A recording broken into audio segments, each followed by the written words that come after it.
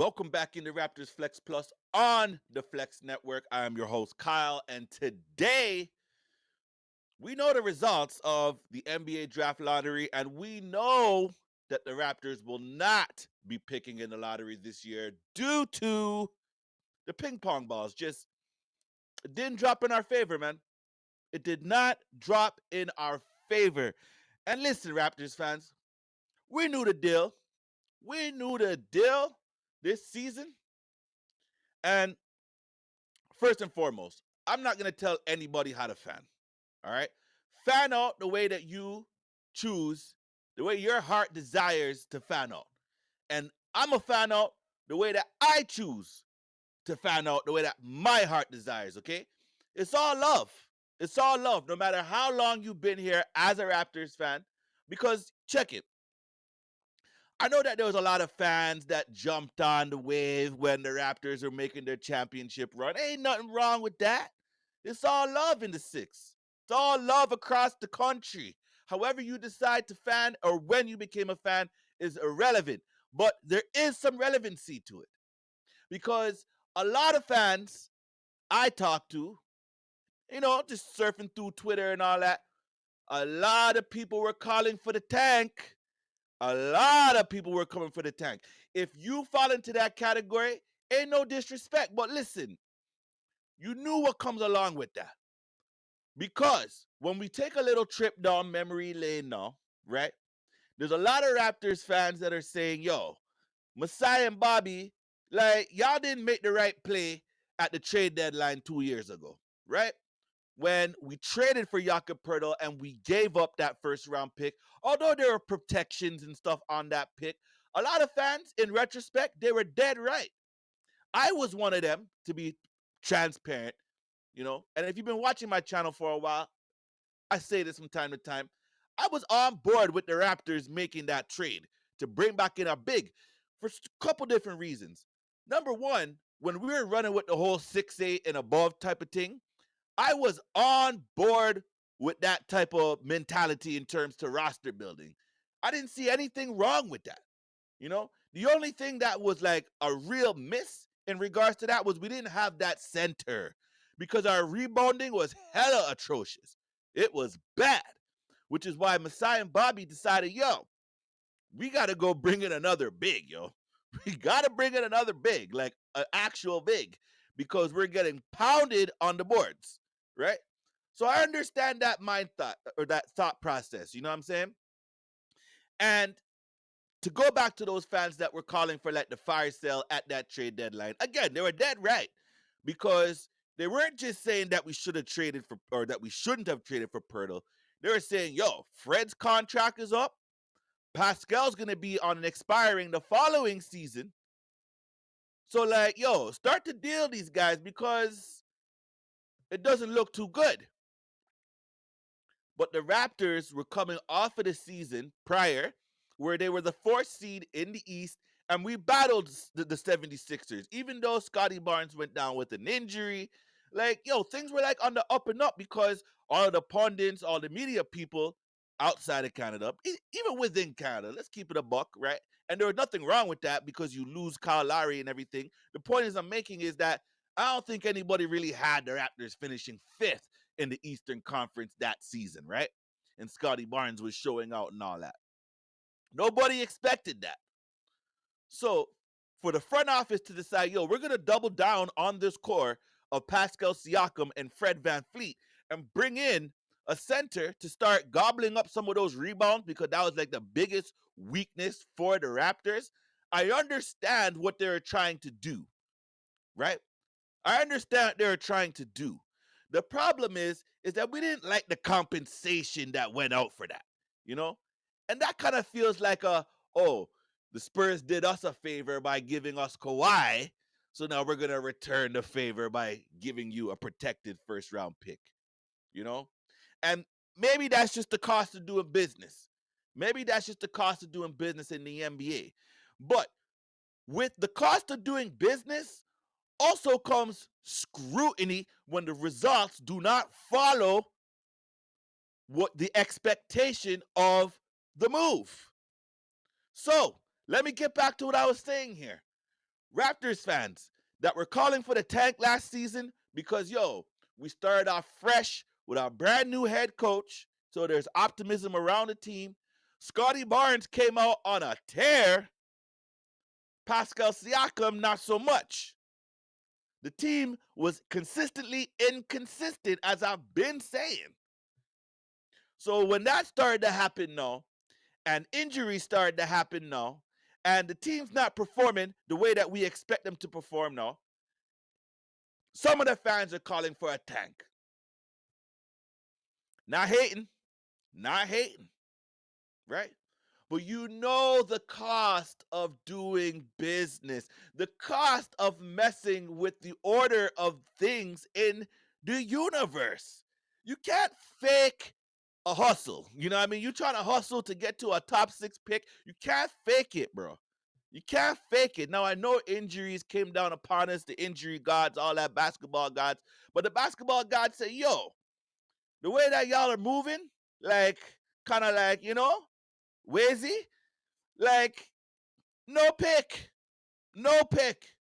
And maybe in the long run next year that might be a thing, but Raptors fans, I'm gonna ask you, y'all really trying to go through another season like we just went through last season? Y'all really want to go through one of those? Because getting back to my point where I'm talking about some of these fans are new, you know, whether you came in around the championship run, whether you came in when Masai Ujiri, first round of playoffs 2014, said, fuck Brooklyn. Remember that? That was lit. That was lit. Capturing the hearts of the city through the We the North campaign. That was probably one of the most successful campaigns, media marketing campaigns in all of sports. I challenge anyone to go and find me a different one that was more impactful to a large group of people, like millions. We're talking about a country that came together with We the North slogan, We the North marketing campaign. That was some real shit. That was some real shit. And everybody started to get on the back of the Toronto Raptors because we have this young team, Kyle Lowry, DeMar DeRozan, right? Starting to put together some of the pieces and make up for what some of us who have been long-term Raptors fans, right, that have to endure losing season after losing season after losing season. I'm telling you, some of you kids don't even know who Mike James is, bro. Mike James. Who? Mike James. I'm telling you, this is a real person. No disrespect to him, but literally, this man led the Raptors in scoring with 20.1 points per game, I believe, one season. This guy didn't see a shot that he didn't like, but he wasn't that type of player. That's the problem. But that's how bad the Raptors have been, right? That's how bad they have been. We used to brag about Jose Calderon assist to turnover ratio. That was something that we held in our belt. Like, Jose Calderon, one of the best point guards in the league. Just look at the stats. Assist to turnover ratio. If you don't know what I'm talking about, I'm talking to the long-term Raptors fans that have endured pain and just grabbed onto any little bit of positivity that this franchise was bringing our way, because boy, oh boy, those clouds were dark for the longest, from time, my G's, from time. So to go through a tanking season and say, we need to tank because the team's not able to gel and we need to get younger and get players on Scotty Barnes' timeline. I hear you. I hear you. But be careful what you wish for, because now, man, them wanted to go and tank. Sisters too. Everybody loves basketball. Man, women, and child. Some of y'all were calling for the tank. Keep it a buck. Keep it a buck. And then when you got the tank, you thought that might be a better time, better times ahead by trying to cheat the system and try to get another top tier, top 6 draft pick to go and line up beside Scotty Barnes. Didn't happen that way. Didn't happen that way. But I give credit. I give some credit to Scotty Barnes because, yo, the man came out and said, we will be better. But respectfully, that bar is pretty damn low. You better be better. You better be better. But I think like we will be better just organically due to the fact that the injuries, as long as the injury bug doesn't like decimate us the way that it did this previous season, then I think we can be better. But let's be real. What is better? Like, what? We battling for a playing spot? What? We get the ninth seed now, and now we got to play 2 games to try to get into the playoffs. Is that better? Is that what we want now? Now listen, however it happens, it happens. However it happens, it happens. And I know that we're living in this society now. We're like, everything's just kind of out there due to social media and the internet and all that, right? And Scotty Barnes says we will be better. But like, I ain't really seeing nothing except man them doing TikTok dances with IQ and Grady. And I'm not hating. These are just kids having a great time. Like, I'm a grown ass man. You know what I'm saying? These guys have cultivated their skills and have become like the 1% of people with the ability to even sniff the NBA. And when you look at guys like Scotty Barnes now, who is an all-star, IQ, who has gotten better since leaving the Knicks, right, with an increased opportunity, and RJ Barrett. A lot of y'all owe RJ Barrett an apology.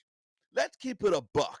You owe RJ Barrett an apology because when that trade was made, they're like, oh, the Knicks might have fleeced us a little bit with that contract because, yo, RJ Barrett's not that guy that is deserving of that type of money, right? And that's not to pin players against players because we're all one team. We're all going towards the same thing. But yo, I'll tell y'all right now, RJ Barrett had the better season than Emmanuel Quickly after that trade was made for OG Anunoby. I'm telling y'all, been a revelation, been a diamond in the rough, RJ Barrett. So like, yo, okay, cool. We get mans on Scotty's timeline, and I hear you, and I'm with it. But I'm also here to say this. Masai Ujiri, Bobby Webster, and the Raptors front office, respectfully, you are on the clock. You are on the clock. You are on the clock. And that's not a bad thing. That is not a bad thing. But yo, literally the other day on X Twitter, I'm looking on the timeline and Kawhi is trending. And I'm like, okay, why's Kawhi trending, right?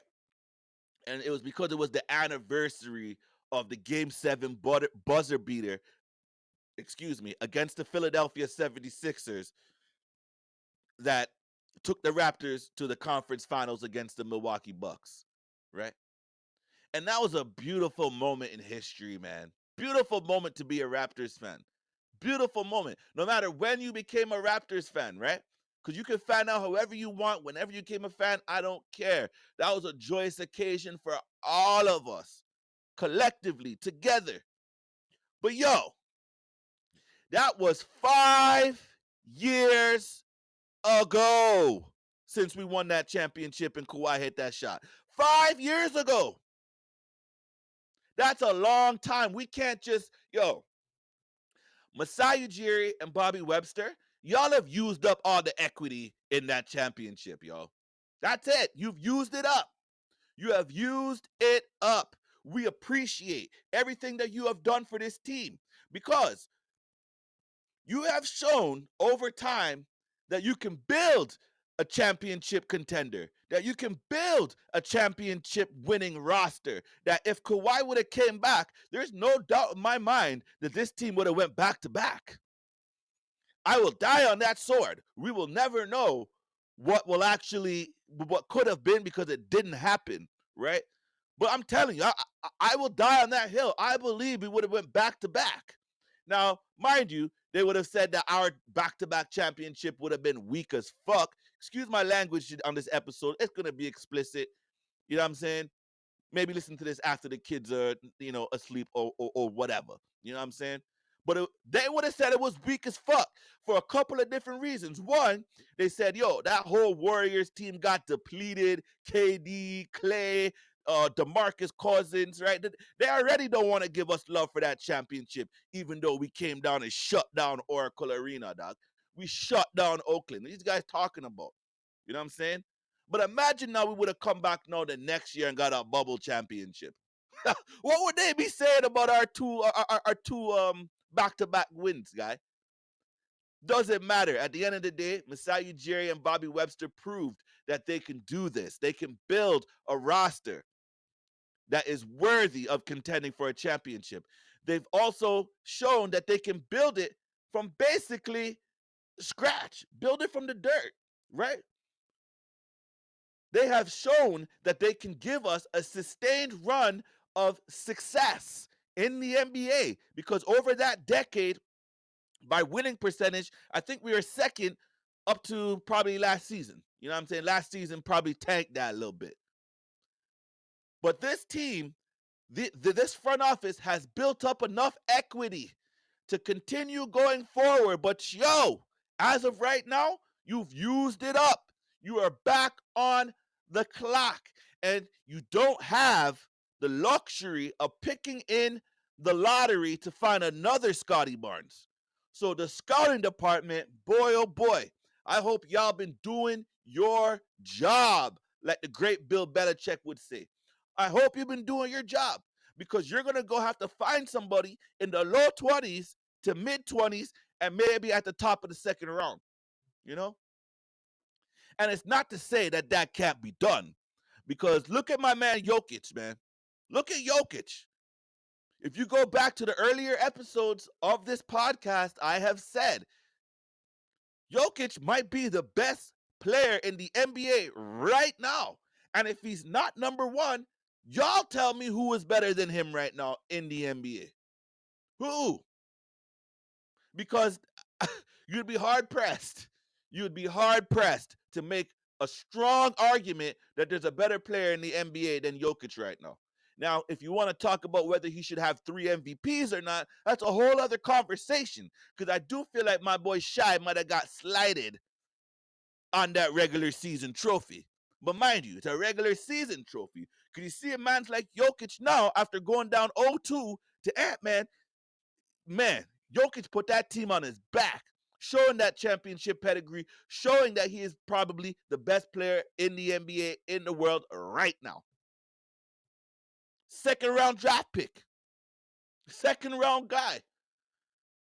Now, I've been saying to my boys prior to, you know, whatever happened in the NBA lottery, somehow the Hawks got up and got the first pick. You know what I mean? Sometimes you just get lucky. ATL, don't waste it. Do what you gotta do with that pick. Don't waste it. You know what I'm saying?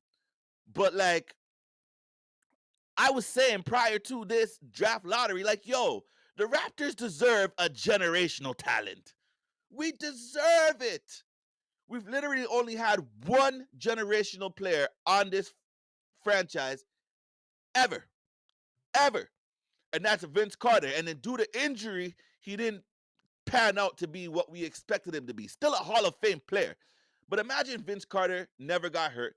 Imagine Vince Carter had a certain type of mentality, like an Ant-Man, for example.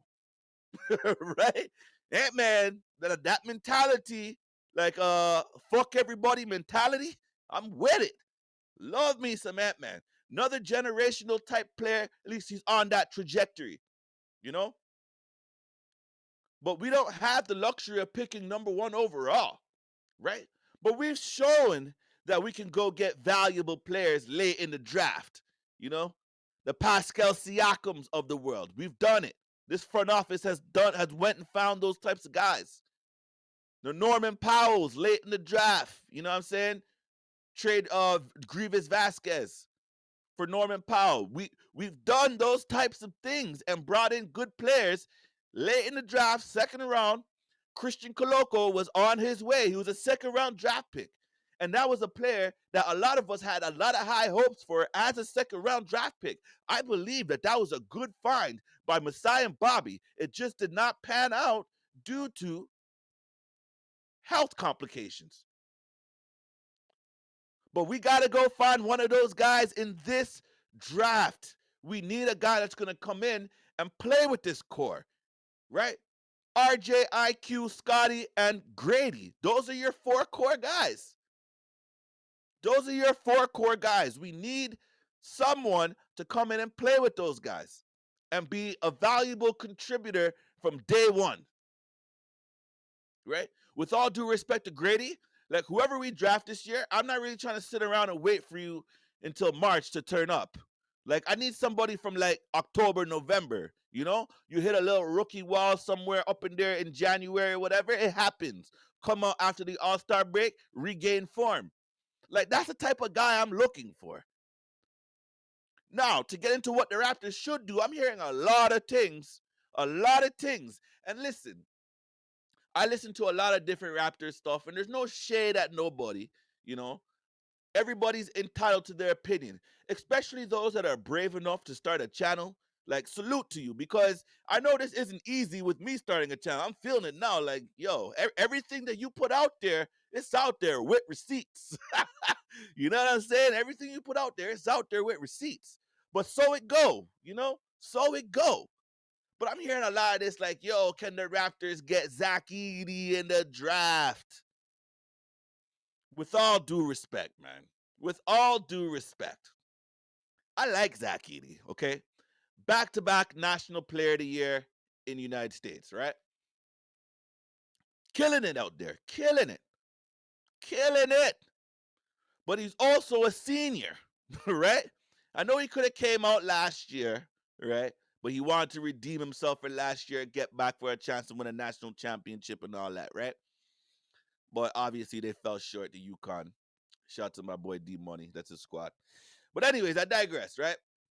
He came back and he's still a senior. When is the last time you seen a senior from college come in and be like a force in the NBA? Like a force, right? Now, maybe that's not the right expectation for Zach Edey, but with his body type, right? And his ability to score around the bucket and be an anchor on the defensive end, I could understand why Raptors fans may want to go and get him. But here's my thing, yo. We don't really need Scotty Barnes featuring the Canadian national team for the Toronto Raptors franchise. This franchise needs to do what is best for team building for this team. All right? Now, I get it because I'm also hearing, well, the Raptors could get back into the draft because the Thunder are needing a center. Maybe we could trade Jakob Pertl to the Thunder and then get back a pick and then go and draft Zach Edey. Dog, dog. If y'all want that to be the play, then be prepared for at least another 2 seasons of mediocrity. Respectfully, respectfully. Number one, because I don't believe Darko Rajakovic has the, I guess, the acumen, right? The ability to use Zach Edey in a way that's going to be valuable for this team. The most valuable for this team and the most valuable for Zach Edey. I just don't see it. Now, I hear at the draft combine, he's doing very well. He's showing that he can move laterally, moving around them cones and all them type of things. And, you know, he's saying that he wants to show that he can extend his range, which would be a godsend to us because Jakob Pertl is just not a shooter at any level of the court other than at the bucket. This guy has nothing unless it's like literally in the paint. Respectfully to Jakob Pertl, but like that's what you showing us. And I like you around the bucket because I believe you're money around the bucket. But like I just don't feel based on the development that I saw from this team last year that you can take a prospect like Zach Edey and make him into something that, you know, can be more than respectable in the NBA. Right? If we really cared about Zach Edey, you'd want Zach Edey to go to a team like the Nuggets, right? Let him go learn under the tutelage of a Jokic, you know, a guy that has a similar build, that had similar weaknesses that he had to work on coming out of the draft in order to become the dominant force that he is today. And the Nuggets have shown that they can develop big men. They have a track record. So if we really care about Zach Edey, then you want him to go to a place where he's gonna have all of the support and guys or a coaching staff and development team that have shown the ability to develop big men. Because in today's NBA, there's not a whole lot of development of big men going on, yo. There's not, right? Now, mind you, the last four MVPs have been big men. So you have Jokic, Embiid, Jokic, and Embiid was probably on his way to becoming an MVP, back-to-back MVP this year prior to the injury, right? He would have been in the conversation. Like, I don't care what nobody says. What he was able to do on one leg against the Knicks showed you that the Sixers know how to develop big men. But mind you, this is a different coaching staff too. But still, you want the best for Zach Edey, he can go learn under the tutelage of an Embiid. Why are you bringing him here to learn under Pirtle for? What has Pirtle shown that he can do, you know what I'm saying, to help a younger big man develop in the league? Like, listen, Pirtle does a lot of great things, but I just don't think that another center as a development project is the right move for the Raptors in this draft because we need help now. We need help now. Now, I said I want a generational player, but listen, we also have a really good player on our squad in Scotty Barnes, right? He hasn't had the ability now to get into the playoffs as a lead guy, right? As a lead guy, because let's be honest, when we went to the playoffs against Philly, Scotty Barnes was an integral piece, but you still had Fred, you still had Pascal. Like, it was really their team at the time, right? So, what do I want for this team? Right? Obviously, I want a generational player, a guy that can be a star alongside Scotty Barnes. But if I can't get that, because remember, we're picking in like the low 20s to like the mid 20s, right? That's the Indiana pick. And then we have Detroit at the top of the first. But like, real talk though, if anybody has been watching this channel for a long time, if I was like on live right now, I would say, yo, put it in the chat and tell me what type of player you think we need. What do I always say the type of player that we need on this team? But since we're not live, I'm gonna just tell y'all, we need a dog.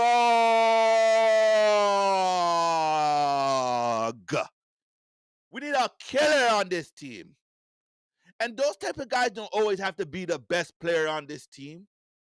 But this is why I mentioned Scotty Barnes, because if you get a dog, a killer, a guy that's gonna get down, play defense, have a little attitude, a little edge to him, you know what I mean? A little bit of sauce, a pepper sauce. Not like, Tabasco, pepper sauce, Virgin. I'm talking like real things with flavor, leadership. Those guys are gonna be the guys that push Scotty Barnes in practice to be the best version of himself. The best version of himself.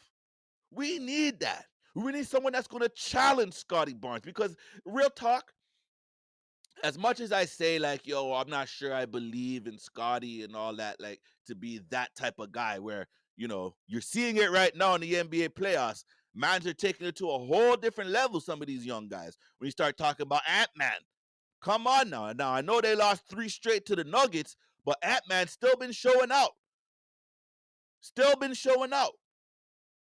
When you talk about Shai Gilgeous-Alexander, they tried to bury this team and say, yo, the Thunder coming into the playoffs, they're like the top seed that people believe are going to get knocked off. You know what I mean? Like they're not going to make a finals run.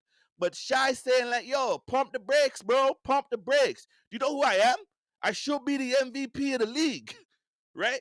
But he obviously still has a lot to prove, and that's probably better that he didn't get it. Have that chip on your shoulder. Still have something that like, yo, you feel like a little salty about because you got a bad taste in your mouth, yo. It's like they just took bitters and just put it in your mouth, dog. It's okay. Have that feeling. Go out there and ball, and that's what he's been doing. Game 5 tonight against the Mavericks at their house. We'll see what they do. But like, yo, those young players have an edge. Jalen Brunson, every night this guy is going off. Now, I know it's not the same type of comparison, but like these guys that have that chip on their shoulder, right? Because yo, keep it a buck. When you look at that Knicks roster, they don't look like, especially with all the injuries, they don't look like they have like the ability to kind of like make a run into the Eastern Conference Finals and really battle Boston, because Boston's going, by the way. They're going. I don't care what nobody says. They're going to the Eastern Conference Finals. And like the Knicks, the way that they play just looks like a bunch of rabid dogs out there, dog. Bunch of rabid dogs. You talk about Dante DiVincenzo, dog. This guy's ready to go bow up with Miles Turner last night. Dog, bro. They're not backing down from nobody. Josh Hart, every single night in the playoffs. This guy played like 10 straight games, no rest. Something like that, yo. But the man's been playing bare minutes. Dog mentality. And like that's the type of guys that the Raptors need. If you can't go get me a generational star to go play alongside Scotty Barnes, I need one of those. I need one of those. Guys that don't take no plays off, no nights off. They're going to get in and challenge the best players on the team to be better. Be a leader out there on the court. Those are the types of guys that we can find. Now, I don't know who, because listen, I'm not going to lie to y'all. I'm not a draft aficionado. That's not my flavor. When man them get drafted, then I'll go do my due diligence and find out who they are. But I don't got time to be like, doing a full draft board and mans are going here and analyzing mock drafts here, there, and everywhere and being like, yo, they got that right, they got that wrong. I don't have the time. Real talk, I don't. That's just not what it's going to be. But listen, I'm telling you the character traits of the type of individual that I want the Raptors to draft, right? A dog. A dog. We need them. I know mans would be like, yo, a child Baji can be a better defender. RJ Barrett says he's going to be a better defender. He's working on it on the off season. Listen, when you have it, you don't need to go try to find it. You know what I mean? When you have it, and like as a defender, you have to have it. You have to have the want to. You have to have the burning desire, right? To defend and be like a leader. Like those are things that are just within you, you know? And that's why I challenge Scotty Barnes right now, like respectfully, as a leader on the team, where they're like forcing it down this man's throat to be a leader. Like, I don't know if I like that approach. This is why I have a problem with Darko Rijakovic and these guys, yo. You're forcing Scotty Barnes to be something that he doesn't. I mean, I don't know this. I don't know Scotty. I don't know nobody associated with Scotty. I don't know nobody associated with the team. I'm a fan that created a fan channel that gives my opinion on what I think about my favorite basketball team, the Toronto Raptors, every day, all day, every day.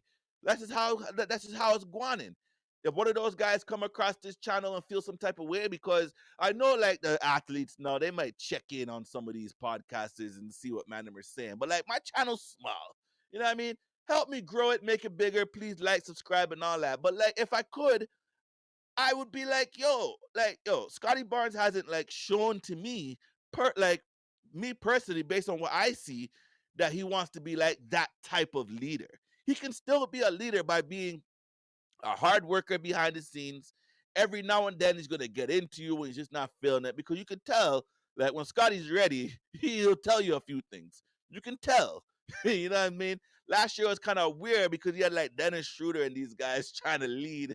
Like, what was the 12th year in the league? Never had a team. Like, come on, dog. Come on, man.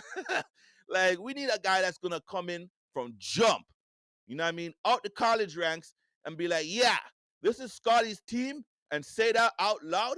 But when you see it on the court, you know what it is. When you see it in the locker room, you know what it is. When you see it on the practice court, you know what it is. Because, yo, the Raptors had that.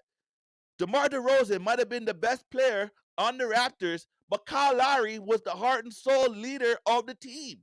You could say the same thing about when Kawhi Leonard was here. Kawhi Leonard was the best player on the Raptors, but no kidding yourself. This was Kyle Lowry's team. And there's nothing wrong with that either, right? Like, I'm just saying that we need a dog to come in and challenge Scotty Barnes to be the best that he can be, the best version of himself. Don't you can miss me with the Zach Edey talks, because that's not what this team needs. It's not. Now, if that's the way that you feel, cool, put it in the comments. But you're not getting that on Raptors Flex Plus. You know what I mean? On the Flex Network. That's just not how we flexing out here, dog. We tell you the real. Like for real talks. You know what I'm saying? Dog, we need a dog. Bottom line. Bottom line. And yo, Messiah and Bobby, you're on the clock. You're on the clock to figure that out. You know what I'm saying? It's not my job. I'm not hired by them to be a scout. I don't know who's out here. But go find a man. Because truthfully, I really don't want to go through another season of losing like the way that we did. And I know that there could be like, benefits on the other side of that where the Raptors get a top draft pick and then you get to draft somewhat in a draft that they're saying is like miles better than this current draft. But I don't subscribe to that either, right? Like you like y'all make hundreds of thousands, if not millions of dollars as like scout people and executives in the front office to do the Bill Belichick. Do your job. Go find out who these guys are that they're saying are trash, but have a chip on their shoulder and have something in their heart and something in their belly that they're gonna work harder than everybody else and set them apart from the field. And Masai said it, yo. He's like, yeah, everybody said that the Giannis draft was trash, but Giannis was in it. So Masai knows the deal, right? Masai knows the deal. He's on the right thought process. But listen, Scotty Barnes' hopes and dreams are tied up in Darko Riakovic and this front office. That's what's happening right now, right? If Scotty Barnes is going to get to that next level, he could have an amazing regular season. He will still be overlooked. He will still be overlooked. For one, we're in Canada, right? These guys don't even watch us because look how they're talking about OG Ananobi. Like OG Ananobi was just drafted yesterday now that he plays for the Knicks. Us Raptors fans been knew what OG could do. That's why we're saying, yo, bruh, you think you're just gonna give you OG for a bag of chips and a Mountain Dew? Are you dumb? No. You know what I'm saying? That ain't it. That ain't it. And I did a video way back when I was a little soft. I was like, when I just starting out with the podcast things, I'm like, hypothetical question: should we trade OG Ananobi? But really and truly, in my mind, when I talked to my man behind the scenes and all that, I was telling them trade OG Ananobi because he's gonna return more value in a draft, in a trade, sorry, than Pascal Siakam, and that is exactly how it played out. Exactly how it played out. So like, I'm not holding my tongue on this stuff no more, dog. I don't want to have another season the way that we just had another season, dog. I don't want to have that. Now, mind you, if we're marginally better next year, that's not going to change the fact that the front office and the scouting team still needs to go do their job and find whoever in the draft slot that we have for the next season, which is supposed to be a better draft. Go and find your Kawhi Leonard. You know what I'm saying? Because yo, what was Kawhi drafted? Like 13th overall or something like that? Come on, man. I'm gonna find that right now. Uh Kawhi Leonard draft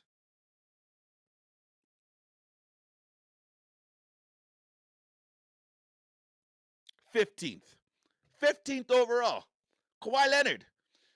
Now that's not to say that you need to find another like injury riddled player. Like that's not what I'm getting at. What I'm getting at is like you can find guys in the middle rounds, right? Because I don't expect the Raptors to make a jump to be a title contender next year. That's not what I expect. You know what I'm saying? But like you can get better and draft in the middle round somewhere where you go and find yourself that star that you need to go play alongside Scotty Barnes, and now you have like your leader on the team who you draft this year, who is like the heart of the team, the heartbeat of the team. You know what I'm saying? Like, if Masai Ujiri and Bobby Webster are gonna do this properly, don't half step it, dog. Don't tell me that you're gonna go trade away Pirtle and all that. Like, Pirtle, Pirtle needs to go is try to extend his range, yo. Extend your range and work on your free throw shooting. Like I was listening to, I think it was like Gilbert Arenas and these guys, and they were talking about like free throw shooting, and like a lot of guys have just bad depth perception, right? Where it's like when you're in the practice gym, you're shooting, but then there's a wall behind you. But then when you get into a game now, like rows and rows and rows of seats go back so that your depth perception changes, right? So like he was saying like, yo, maybe these bad free throw shooters need to go work out in the actual arena instead of the practice gym. And to be honest with you, I've been saying that. I've heard other people say that's not a new concept, right? But Pirtle, if that's what you gotta do, like do it. Do it. Wherever you are, sir. I'm not sure where you're spending your summer. Right? I'm not saying that you gotta do it in Toronto. If you need to do it in your home country, or you got a home somewhere else, find the biggest arena you can. Find the biggest arena you can and rent that shit out for 2 weeks if you need to. And just free throw, free throw, free throw, free throw, free throw. And work on your range because we're gonna need that from you. Because I'm not with the whole trade things like guy, I'm not with it. I'm not with it. I am not with it. If you're gonna build, build. Build it right. Because I don't want to be in a situation next year where we are already not great defensively. Let's just keep it a buck. But like Pirtle was literally your anchor on the back end. We were a much better defensive team when Pirtle was on the floor last year, right? And I'm not talking about like earlier on the season where he was getting a little bit exposed on the perimeter. I'm talking about later on in the season where he was more competent guarding on the perimeter, right? And then helping back at the rim. We saw a lot of that from Pirtle. So I'm okay with him being that defensive guy, but he needs to work on his game to extend, right? But again, this is not about Pirtle. This is about the draft lottery. You cannot cheat it. And the Raptors are in a unique situation right now. They're in a unique situation, you know, one that we haven't been in a long time. You have core pieces. You have core pieces, but there's things that are missing. Now you need to go and find those pieces and add them in. Because when I look at what the Knicks are doing, I don't see the Knicks that have like this superstar riddled or superstar franchise all over the place. They have a one man and then they have a bunch of dogs, right? That can work. That can work. We have talent on this team. IQ, RJ, Grady looked much better at the end of the season. Pirtle can be a defensive anchor on the back end. And then, of course, you have your all star Scotty Barnes. And then you have a backup five in Kelly Olynyk, who's very crafty around the bucket. He can extend and shoot the three. He's also a good passer, right? He can stand in and take the charge. There's good pieces. There's really good pieces on this team. But yo, Darko's going to have to find a way to make all these pieces fit, and the front office is going to have to bring in a type of player that's just going to be a dog. That's going to be a dog. That is my take on it. That is my take on it, you know? And Scotty Barnes obviously needs to take a jump. He needs to take a jump because ain't nobody coming to save Scotty Barnes in this job. It's, like it would be wonderful if it did, right? Where you have another star player to play beside, but like the possibility of that happening are slim. You know what I'm saying? They're slim. Not saying it can't happen, but like that shouldn't be the mentality in the off season, right? But I believe that Scotty has the right mentality because he said we will be better. It's a proclamation to the country of Canada and Raptors fans around the world. We will be better. So like we're not really for all the talks though. You know what I'm saying? We appreciate that. We really do. But we're not really for all the talks, bro. We need to see it. And what I saw when he came out at the beginning of last season was a type of player that has some he has some ability to take it to that next level now. He really does. The key for him is to be able to sustain that level of play, which is what separates the stars from the superstars, right? Jalen Brunson is going wicked. A few episodes back, I said I wasn't sure if he was a superstar. Well, that's changed in just a matter of weeks for me. He's playing like a superstar. That's for damn sure. And if the Knicks get into the conference finals and they give Boston a run for their money, boy, oh boy, Knicks got some decisions to make. Knicks got some decisions to make, right? Because Randall ain't playing. You know what I mean? They got some decisions to make. But anyways, from a Raptors standpoint, I just want to see this team do the right thing, man. Miss me with the Zach Edey talks, respectfully. You know, miss me with the Bronny James talks, respectfully. Like Bronny James could be one of those guys too, but like, nah, I don't want the circus. I'm not with the circus, yo. Let somebody else deal with that. We just need to handle our business in Toronto, stay quiet, and ball out, ball out.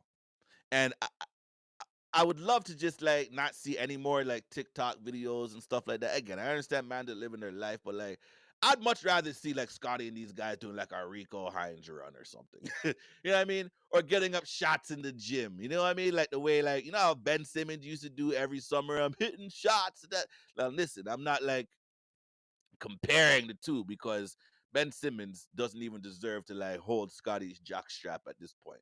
You know what I'm saying? Like, guy, Ben Simmons is such a disappointment, yo. Now, mind you, he's getting his bread, he's doing his thing, Met Gala life, big clocks, briefcase, whatever. I don't care. That's his business. But from a basketball standpoint, wow, what a letdown for a player that could have been like something like real. And I remember a few years back, people are saying like, "Yo, we should trade Scotty Barnes for not Scotty Barnes, Pascal Siakam for Ben Simmons." What a blunder that would have been, right? What a blunder that would have been, you know? Even though that like the way that this like Pacers trade is starting to turn out, that like maybe the Raptors didn't get the best value for Pascal Siakam in that trade, but like some people just feel like the subtraction was like the addition at that point, you know.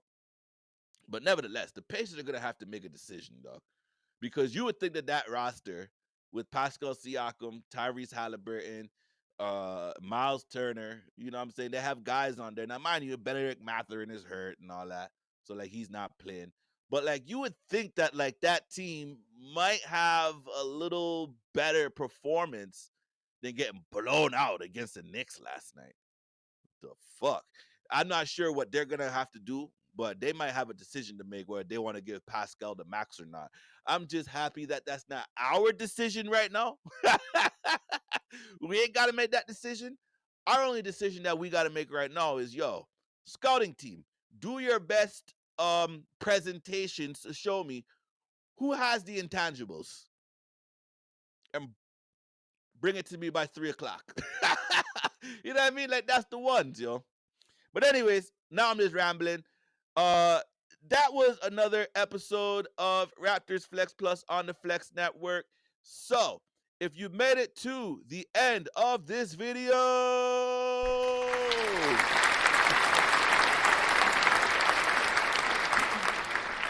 I appreciate you. I appreciate you. I appreciate you. And if you're not subbed up, what pot, Regin?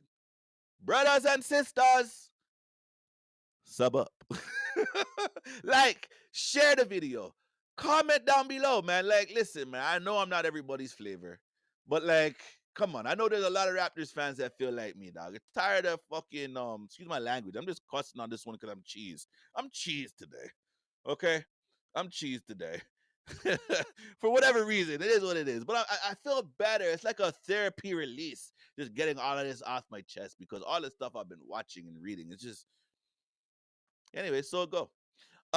Yeah, comment down below if you want to comment on the video, and I'll be back again. I'm not gonna say when. Bars. Anyways, you know the flex, and it's me, guys.